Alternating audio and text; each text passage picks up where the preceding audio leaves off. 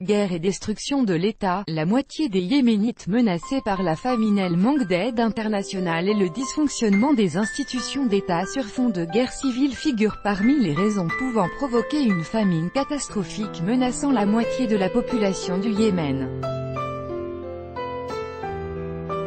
Sur fond de menaces de famine au Yémen, une armistice est nécessaire pour prévenir cette catastrophe, a indiqué à Sputnik le journaliste yéménite Farouk Moukbik Al-Kamali.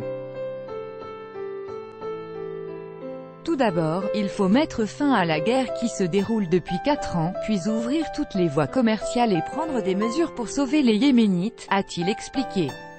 Selon lui, à l'heure actuelle, les efforts de la communauté internationale ne sont pas suffisants pour améliorer la situation au Yémen. Ni la communauté internationale, ni l'ONU n'ont apporté un soutien significatif pour surmonter la crise yéménite.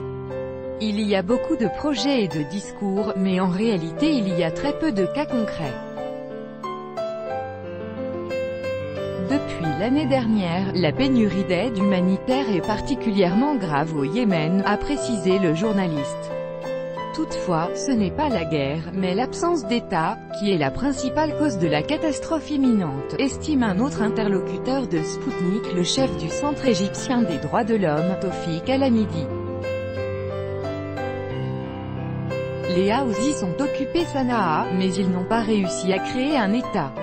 En conséquence, de nombreuses institutions gouvernementales et économiques se sont effondrées, a-t-il affirmé.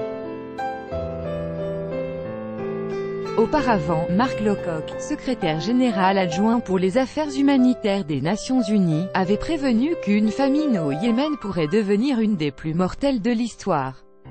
14 millions de personnes, c'est-à-dire la moitié de la population yéménite, dépendront prochainement de l'aide humanitaire. De plus, la situation s'aggrave à cause de l'absence d'accès à une aide médicale pour la majorité de la population. Le 21 septembre, l'ONU a annoncé perdre le combat contre la famine qui menace le pays. Nous perdons notre combat contre la famine.